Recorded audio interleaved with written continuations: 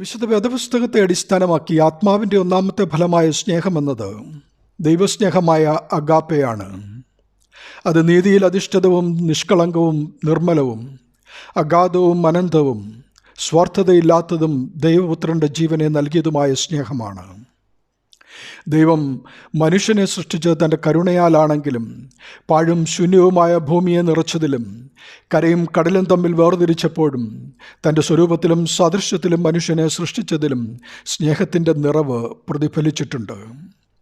എന്നാൽ നമ്മെ പരിപാലിക്കുന്നതും പാപത്തിൽ നിന്ന് രക്ഷിച്ചതും പൂർണ്ണമായ സ്നേഹനിമിത്തമാണ്. സ്നേഹത്തിൻ്റെ മകുടോദാഹരണമാണ് പുത്രൻ്റെ മനുഷ്യാവതാരവും കുരിശിലെ യാഗവും. പുതിയ നിയമത്തിൻ്റെ അന്തസ്സത്ത സ്നേഹമാണ്. അത് പിതാവും പുത്രനും തമ്മിലുള്ള സ്നേഹമാണ്. വിശുദ്ധ തൃത്വത്തിന് സൃഷ്ടിയോടുള്ള സ്നേഹമാണ്. സൃഷ്ടിക്ക് സൃഷ്ടിതാവും പരിപാലകനും രക്ഷിതാവുമായ സത്യേക ദൈവത്തോടുള്ള സ്നേഹമാണ്. ദൈവ സൃഷ്ടികളായ വിശ്വാസികൾ തമ്മിലുള്ള സ്നേഹമാണ്. വിശ്വാസിക്ക് സ്നേഹിതനോടും അയൽക്കാരനോടും ശത്രുവിനോടുമുള്ള സ്നേഹമാണ്. അനുരഞ്ജിപ്പിക്കുന്ന സ്നേഹമാണ് അഗാപ്പെ. അത് മാപ്പ് നൽകുന്നു, സ്വയം മറന്ന് സേവനം ചെയ്യുന്നു, ശത്രുക്കളെപ്പോലും സഹായിക്കുന്നു, കാരുണ്യ പ്രവൃത്തികൾക്ക് പ്രാധാന്യം നൽകുന്നു, സ്വാതന്ത്ര്യത്തിൻ്റെ സുവിശേഷം ദരിദ്രരോട് സുവിശേഷിക്കുന്നു.